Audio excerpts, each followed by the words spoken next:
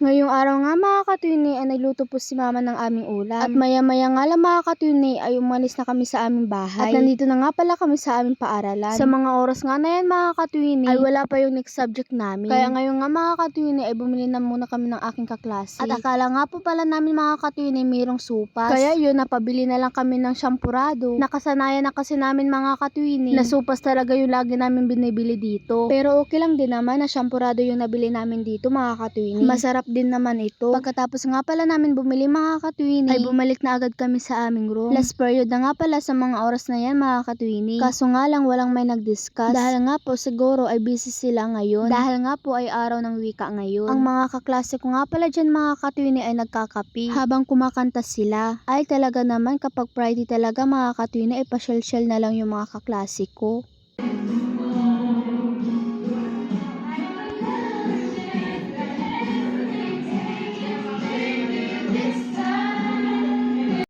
O diba mga katwini, may BDSM yung kinakanta nila. Maya-maya nga lang mga katwini ay naghugas kami ng mga baso dito. Dahil nga po ay gagamitin namin ito ngayon. Nagkaroon nga pala sa amin dito ng salo-salo. Bodil fight ba? Ganon. At yan mga katwini, ay kakain na kami sa mga oras na yan. Madami nga pala dyan kami mga handa mga katwini. Maya-maya nga lang mga katwini, ay naglabas na muna kami sa sobrang init sa aming room. Nagsimula na nga pala dito yung mga palaro. Halos talaga mga katwini ay nagsisigawan na. Dahil sa saya na habang nanonood sila. Nag-i-enjoy talaga ako sa mga oras na yan mga katwini. Habang nanonood talaga ako dito mga katwini, ay talagang kaysaya na maging bata ulit mga katwini.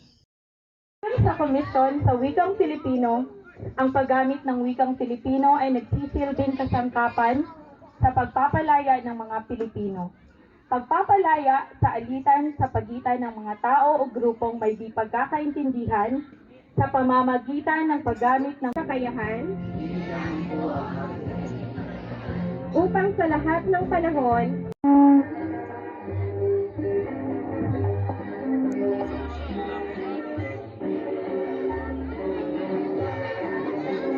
napakaganda at ang lakas makakilig. Mundo mo'y talaga namang maliligalig. Pero Pilipino ako!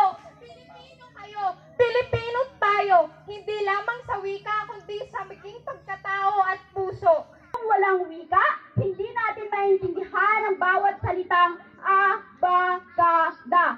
Gusto kita.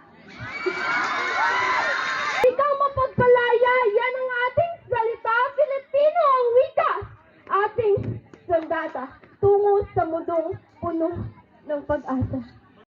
Bago ko tatapusin yung aking vlog mga katwini, huwag kalimutang mag-follow, like, and comment. Thank you for watching. Bye!